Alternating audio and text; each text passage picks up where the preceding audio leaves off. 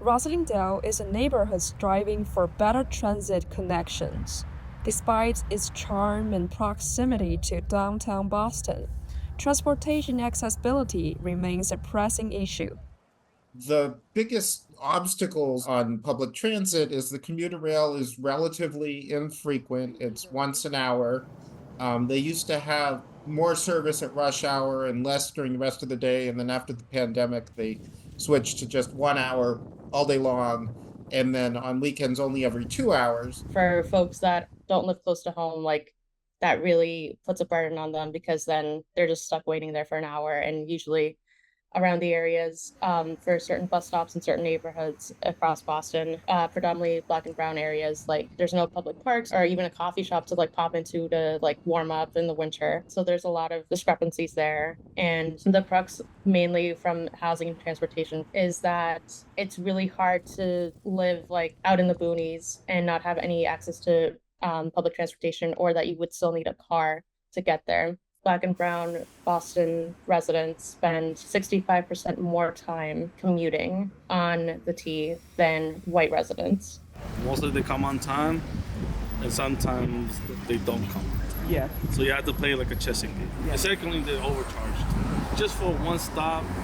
And the other big obstacle with the commuter rail, which is a fairness and equity issue, is that it's so expensive. Big part of that is bringing the cost down. $6.50 a ticket is expensive. It is. It just is. And that's part of why you see folks that are, like I mentioned, that have are kind of like upper middle class to whatever, better situated economically taking it because they can afford it. Other folks cannot afford it. I mean, the difference between that and a bus ride in connection to the subway is like $4. And so that's basically $8 a day round trip. I mean, that's a substantial amount of money if you're taking the bus frequently. For people of limited means, they're ending up spending a lot more time getting into Boston on public transportation because they can't afford to pay somewhere between twice and three times as much for each trip, even though it could save a lot of time. From Roslindale Village to Back Bay on the commuter rail is 15 minutes. It's much longer if you have to take a bus to Forest Hills, then wait for the Orange Line, then take the Orange Line to Back Bay. And then these days, the Orange Line is often not running and you're taking shuttle buses. So there's been a long-standing push that Walk Up Roslindale has been part of to make all of the commuter rail stops in the city of Boston Zone 1A. So you would pay the same amount from anywhere in Boston.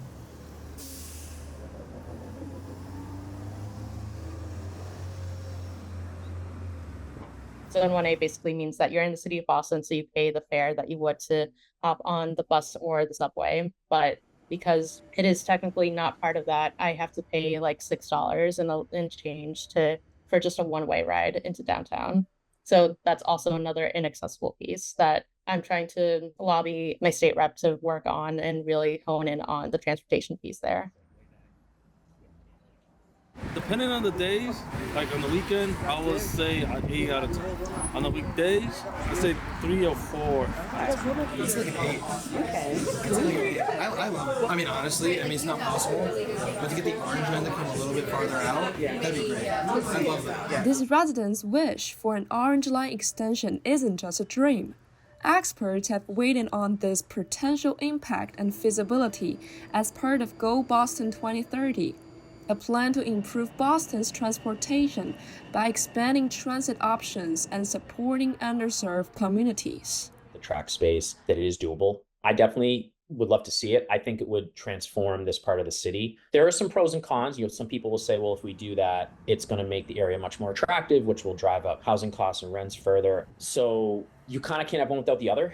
Part of the focus of Walk Up is to like take a holistic view of these things. Like, don't do one in a silo because all these things are interconnected. Until the system is in a state of good repair, I just can't see dedicating massive amounts of money to expanding it. It's like very appealing that you could get on a subway in Roslindale or West Roxbury and go all the way to Downtown Crossing or even to Medford. Is too much money, takes too long. And if we have to prioritize, I would much rather see everybody be able to afford the commuter rail. And if it was twice or even three times an hour, that's pretty workable. That's like becomes a very practical alternative. There are more logical things to do, lower hanging fruit that we could do right now. Historically, like in the 70s, they tried doing this already, but because of the population of West Roxbury that was primarily Irish Catholic, they didn't want folks coming into their neighborhood, taking over their space. There is a consensus among residents in Roslindale that would love to see the Orange Line extension. Folks advocate that it makes sense because the track work is already laid out. It would be great to, have more accessibility, especially in Roslindale Square that is flourishing, that new families are coming in. It would be helpful in terms of preventing further traffic jams and making it just more seamless for riders to just hop on.